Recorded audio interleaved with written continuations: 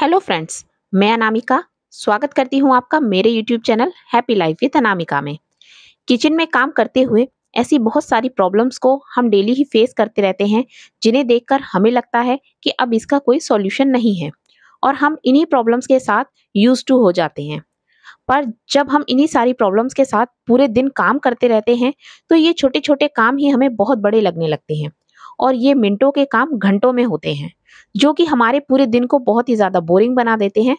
तो चलिए, आज मैं आपके साथ शेयर करती हूँ कुछ ऐसे ही सिंपल से हैक्स, जो कि इन बड़ी-बड़ी प्रॉब्लम्स को झट से सॉल्व कर देंगे।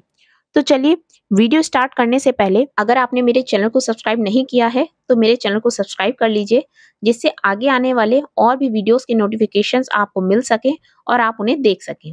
तो चलिए फ्रेंड्स, वीडियो स्टार्ट करते हैं। तो आज का हमारा पहला हैक है नींबू को लेकर।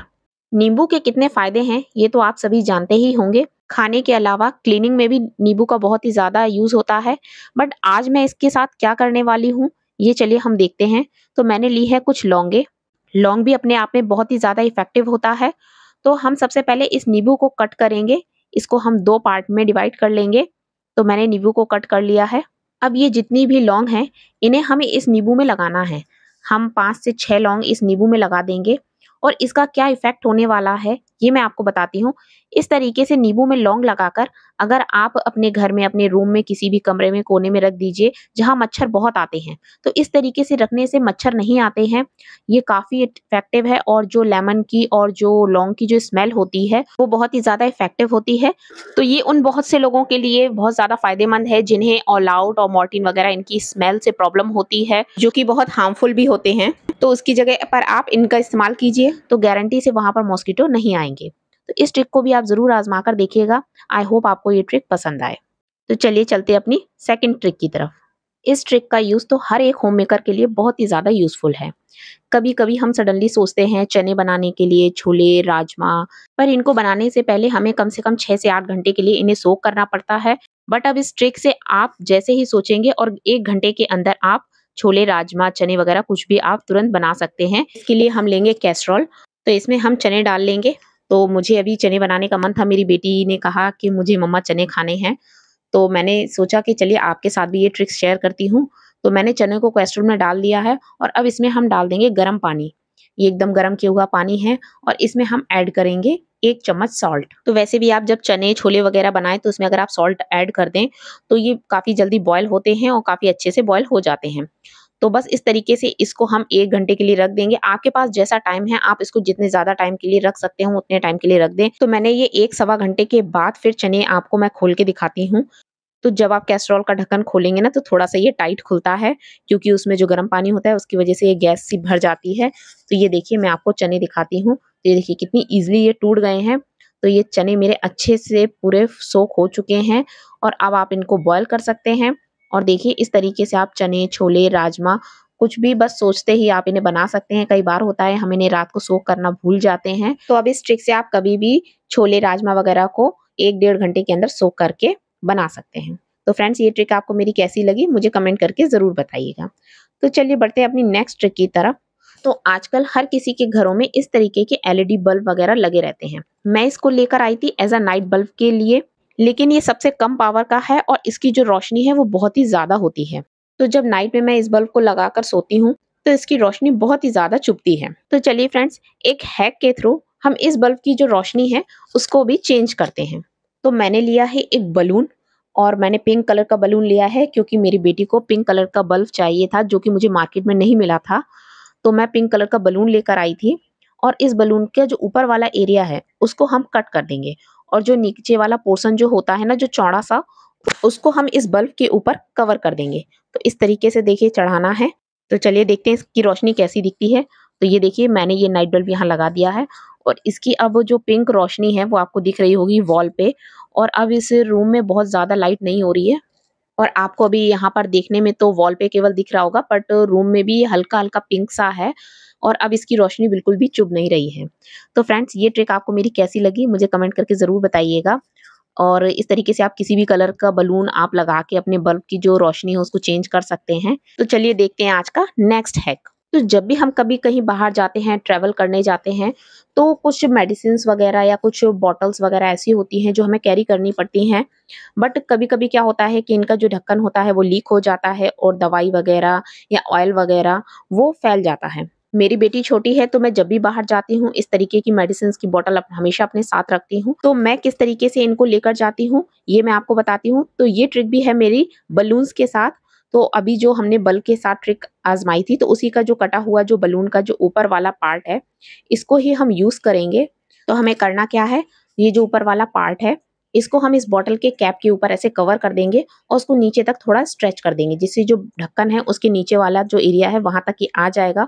और उसके बाद ये बिल्कुल भी आपका जो ढक्कन है बिल्कुल भी लीक नहीं करेगा। अगर आपका ढक्कन लूज भी है तो भी अगर आप इस तरीके से बलून को इस पे टाई करके रखेंगे ना, तो आप कितने भी टाइम तक अपनी बॉटल्स को कैसे भी रखिए, आपकी बॉटल में से बिल्कुल भी दवाई का लीकेज नहीं होगा। तो मैं हमेशा जब भी बाहर जाती हूँ इस तरीके से ही अपनी बॉटल्स को कवर करके लेकर जाती हूँ। तो आप इस तरीके से अपनी बॉटल्स को, अपने ऑयल को, मेडिसिन्स को बिल्कुल इस तरीके से कवर करके आप लेके जाइए ट्रैवल में कितना भी टाइम तक के लिए, बट आपकी बॉटल्स जो है वो बिल्कुल भी लीक नहीं करेंगी। आई होप फ्रेंड्स आपको ये ट्रिक भी मेरी पसंद आई हो। तो फ्रेंड्स नेक्स्ट ट्रिक है मेरी मिक्सी के जार को लेकर। अभी अभी मैंने इसमें धनिया पीसा था और कभी कभी कुछ ऐसी चीजें होती हैं जिनको पीसने के बाद अगर तुरंत हमें उसको यूज करना है तो उसमें से एक स्मेल सी आने लगती है। तो मुझे अभी मैंगो शेक बनाना था बट इसमें से धनिया की स्मेल आ रही थी, तो जिसको मैं यूज नहीं कर पा रही थी। तो चलिए फ्रेंड्स इसको मैं कैसे यूज करूंगी इस ट्रिक को भी मैं आपके साथ शेयर करती हूँ। तो इसके लिए हमें चाहिए, हम एक प्लेट लेंगे और कुछ लेंगे न्यूज़पेपर के टुकड़े। याद रखिएगा कि इसमें हमें सिर्फ न्यूज़पेपर ही लेना है और कोई भी कागज नहीं लेना है। तो अब इस न्यूज़पेपर को जला देंगे। तो माचिस की हेल्प से मैंने इसको जला दिया है और अब हम क्या करेंगे, ये जो हमारा मिक्सी का जार है इसको इसके ऊपर रख देंगे और जब तक ये पूरा जो न्यूज़पेपर है वो जल ना जाए इस जार को हम इसी तरीके से रख के छोड़ देंगे। 2-3 मिनट के बाद आप इस जार को उठाइएगा तो इसको ऊपर वाले एरिया जो है उसकी तरफ से आप पकड़िएगा, क्योंकि नीचे वाला जो एरिया है स्टील का जो होता है पोर्शन वो गर्म हो जाएगा, क्योंकि जो पेपर हमने अंदर जलाया था वो गर्म होगा। तो जिस वजह से आप जार को साइड से टच मत करिएगा। तो हम इसको ऊपर से उठाएंगे।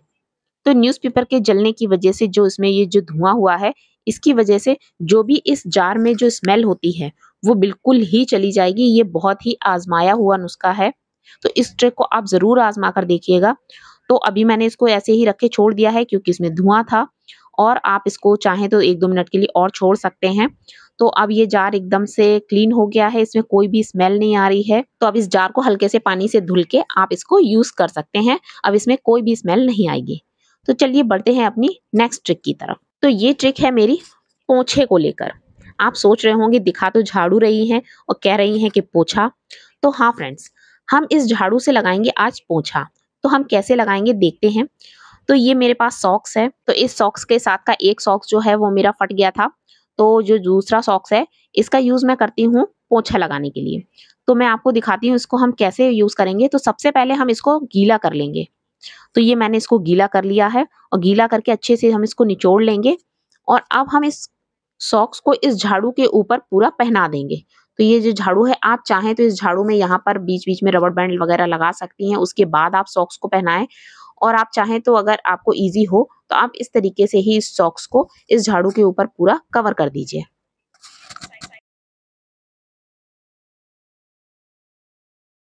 तो इस झाड़ू पर मैंने इस मोजे को पूरा चढ़ा दिया है। आप चाहें तो ऊपर रबर बैंड भी लगा सकते हैं।